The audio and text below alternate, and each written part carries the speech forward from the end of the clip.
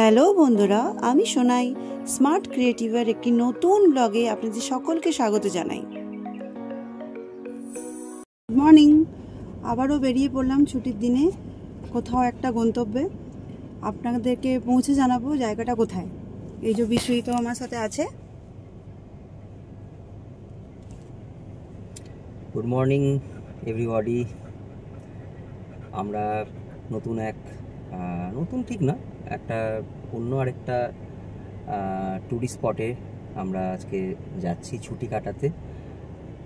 কারণ এরপরে আমার আর সোনাইয়ের কারোরই ছুটি নেই, তো সেই কারণের জন্য আমরা এটাকে কাজে লাগানোর জন্যই আমরা যাচ্ছি। জায়গাটা আপনারা নিজেরাই গেস করবেন আমরা কোথায় যাচ্ছি। যেতে অ্যারাউন্ড 6 ঘন্টা লাগবে এখান থেকে। এখন ঘড়িতে 5:34। এখন আমি গাড়ি স্টার্ট করিনি, জাস্ট স্টিয়ারিংটা ধরে বসে আছি। আজকে ওয়েদারটা, কালকে রাত্রে একটু ঝড় হয়েছিল, এই মুহূর্তে খুব হালকা বৃষ্টি হচ্ছে। রাস্তায় দেখি ওয়েদার আশা করছি ভালো থাকবে। ওকে, লেটস স্টার্ট জার্নি। চলো দাদা, বেরোনো যাক। চলুন আবারও বেরিয়ে পড়লাম ছুটি কাটাতে, প্রত্যেক দিনের এই ডেইলি লাইফ থেকে একটু আলাদাভাবে কাটাতে। এবারে আমি আর কিছু বলবো না, দেখি আপনারা বুঝতে পারেন কিনা যে কোথায় যাচ্ছি আমরা। সামনে যে এই বাইপাসটা দেখতে পাচ্ছেন, যেটাতে লরি ট্রাক এগুলো যাচ্ছে, আমরা এই বাইপাসটাই নেব। ইউটার্ন নিয়ে আমরা বাইপাসটা নিয়ে ফেলেছি। এরপরে এই বাইপাসটা ধরেই আমরা এগোতে থাকবো। আমরা বাইপাসটা অনেকক্ষণ আগেই ছেড়ে দিয়েছি। এটা এখন একটি ভেতরের রাস্তা দিয়ে আমরা ঢুকেছি, যেটা দিয়ে আমরা এখন কন্টিনিউ করব। কি দারুণ লাগছে দেখুন, চারিদিকে সবুজ আর মাঝখানে নীল আকাশ। একটা মজার জিনিস যেটা আপনাদের সাথে শেয়ার না করে আমি থাকতে পারলাম না, পেছনের সিটটা দেখতে পাচ্ছেন তো কত বড়, যেখানে আরামসে দুজন বসা যায়।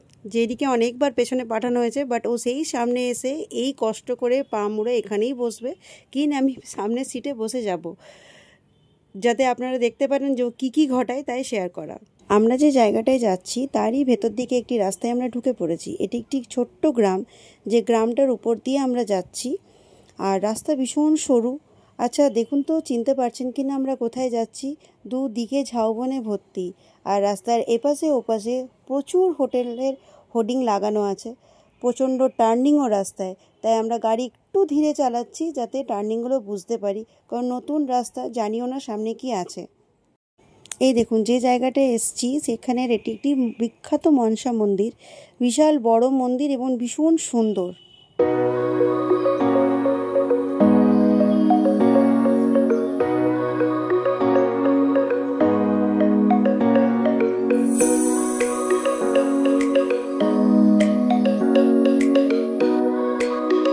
দেখতে পাচ্ছেন দুপাশে কত হোটেল, কত দোকান, কিন্তু আমরা এখানে থাকবো না। আমরা হোটেল বুক আছে, আমাদের হোটেল নাম হচ্ছে এজি বিচ রিসর্ট। এই দেখুন আমরা চলে এসেছি রিসর্টে। এটার নাম হচ্ছে এজি বিচ রিসর্ট, যেটা একটি পেট ফ্রেন্ডলি হোটেল, যেটা আমরা বুক করে এসেছিলাম। এখানে হোটেল পাওয়া একটু প্রবলেম হয়ে যায়, তাই আমরা বুক করেই এসেছি। উইকেন্ড তো, উইকেন্ডে এখানে হোটেল পাওয়া খুব চাপের। সামনে অলরেডি অনেকগুলো গাড়ি পার্ক আছে, তাই আমরা রাইট সাইডে গাড়িটাকে পার্ক করব।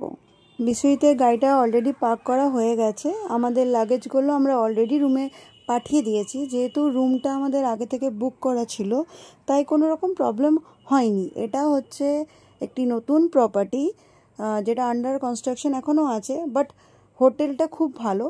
আর এই দেখুন, এটা মেন রোড, এই মেন রোডটা ধরেই আমরা এসেছিলাম। আর এর সোজাসুজি গেলেই সি বিচ। তাহলে বুঝতে পারছেন তো আমরা কোথায় এসেছি। আমরা মন্দারমণি এসেছি। দুদিনের ট্যুরে মন্দারমণি খুবই ভালো জায়গা, কিন্তু এখানে প্রচণ্ড গরম। আমাদের বাঁকুড়ার থেকে প্রচণ্ড গরম। বাঁকুড়াতেও গরম, কিন্তু বাঁকুড়াতে এতটাও গরম লাগে না। এখানে স্কিনটা পুরো জ্বলে যাচ্ছে বলতে গেলে। এই দেখুন, এখানে এখনও কনস্ট্রাকশন চলছে। এদের এখানে কিছু একটা লন টাইপের কিছু হয়তো হবে।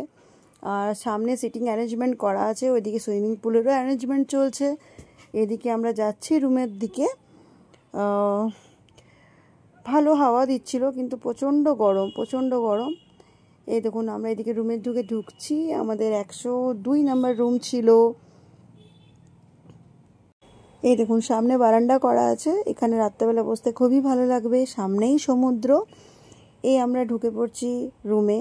রুমটা বিশাল বড়, একটা কুইন সাইজের বেড দেওয়া আছে, ডাবল বেড, আর দুটো চেয়ার, টেবিল, এসি তো আছেই অফকোর্স, কারণ এই গরমে এসি ছাড়া থাকা যাবে না। সামনেই দেওয়া আছে হ্যান্ড ওয়াশ বেসিন, কাবার্ড, আর বিশাল বড় একটা মিরর দেওয়া আছে, টিভি যা থাকে আর কি।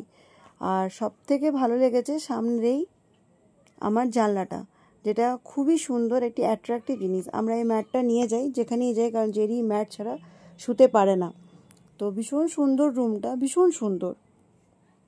রুমে সব লাগেজ রেখে আমরা এসছি রিসেপশানে সব ফর্মালিটিসগুলো ফিল আপ করতে। বিশ্বজিৎ ঢুকেছে, আমি কার্ডগুলো নিয়ে আসছিলাম। তো এই দেখুন, এটা হচ্ছে রিসেপশন, ইনি হচ্ছেন ম্যানেজার, ভীষণ ভালো লোক, আর ব্যবহারও খুব ভালো, খুবই ভালো। আমরা এখন ফর্মালিটিস পূরণ করে রুমে যাব। আফটার ফর্মালিটিস আমরা রুমে চলে এসেছি। লাঞ্চটা অর্ডার করেই এসেছিলাম, ওদেরকে বলে এলাম যে জেরির লাঞ্চটা যেন আগেই দিয়ে দেয়। তো জেরির লাঞ্চটা দেখি কখন দেয়, ওই জন্য ওকে একটু বেলুন দিয়ে এনগেজ করে রাখা হচ্ছে। আর বেলুন হচ্ছে ওর সব থেকে প্রিয় জিনিস, যেটা হলে ওর আর কোনো খেললাই আর ভালো লাগে না। তো এই দেখুন, বেলুন নিয়ে ও মেতে আছে। তো আমরা দেখি লাঞ্চটা দিয়েছি তো অনেকক্ষণ, কখন এখন দেয় বুঝতে পারছি না। এই যে খাট থেকে নামবে আর উঠবে, নামবে আর উঠবে, এটাই হচ্ছে ওর খেলা। আর ঘরটা যেহেতু বড়, একটু স্পেশিয়াস, তাই ওরও খেলতে প্রবলেম হচ্ছে না। আমরা ফ্রেশ হয়ে গেছি। আমরা লাঞ্চ অর্ডার করেছিলাম, ভাত, কি করেছিলাম গো, ভাত, আলু ভাজা, আলু পটলের তরকারি, চিকেন আর ডাল। আর জেরির জন্য একটা স্টিম রাইস অর্ডার করা হয়েছিল, আর বয়েল চিকেন তো আমি ঘর থেকেই ওর জন্য করে নিয়ে এসেছি। আপনাদেরকে আমি দেখাচ্ছি খাবারটা কি। এই যাও, ওপেন করো। আমরা দুটো রাইস অর্ডার করেছি, দুটো আলু ভাজা, আর একটা এই রাইসটা আগেই দিয়ে গেছিলো, যেটা জেরির জন্য আমরা অর্ডার করেছিলাম। স্যালাড আছে, আর এটা মনে হচ্ছে আলু পটল, এটা চিকেন, এটা ডাল। ওপেন করো, একটু দেখাই।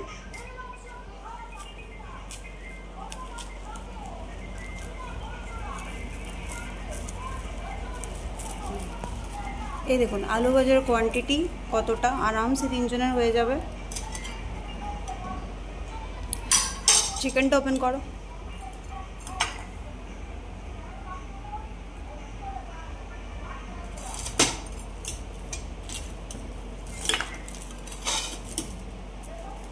দেখুন এটা আলু পটল, ডাল, একদম নয়, চিকেন, আলু ভাজা, রাইস।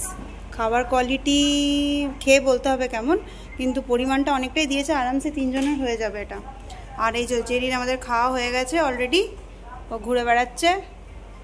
তাহলে আমরা খেয়ে আপনাদেরকে বলবো টেস্ট কেমন।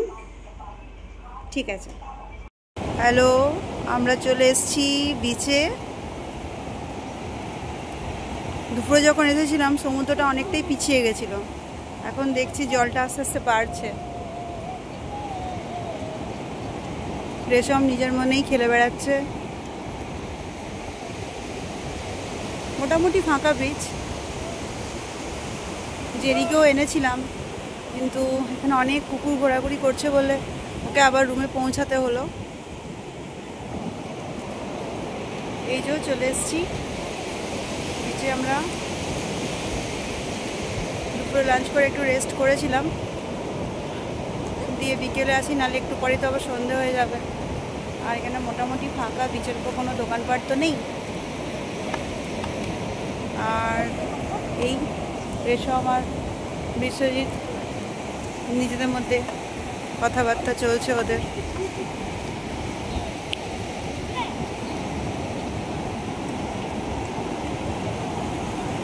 এই যে আমরা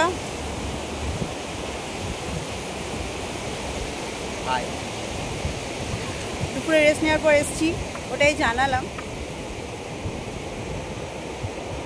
মোটামুটি বিচ ফাঁকা, বিচ একদম ফাঁকা, যতটা ক্রাউডেড হবে ভেবেছিলাম অতটা ক্রাউডেড নয়।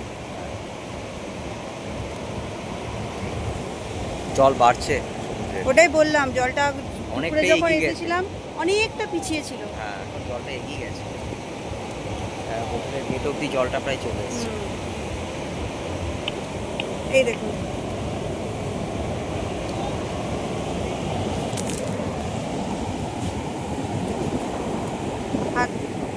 এই দেখুন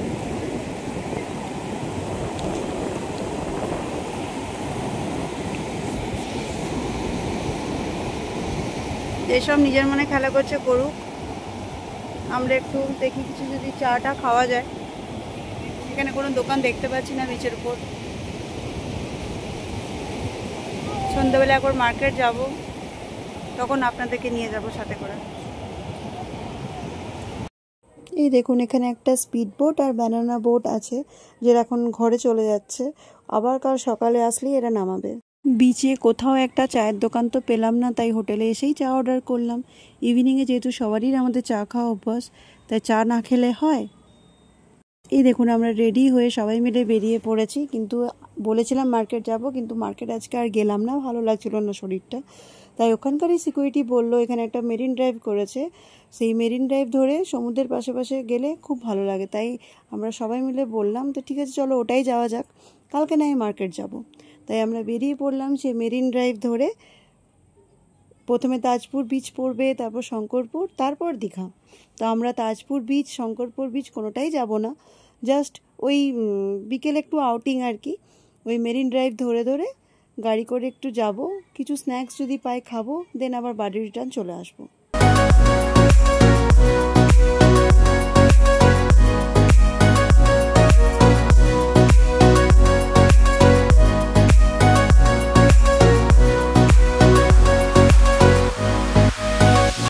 চলুন এবার আমরা রুমে ব্যাক করছি। মোটামুটি সন্ধে হয়ে আসছে, তাই বেশি দূর আর গেলাম না, কারণ নতুন রাস্তা তো।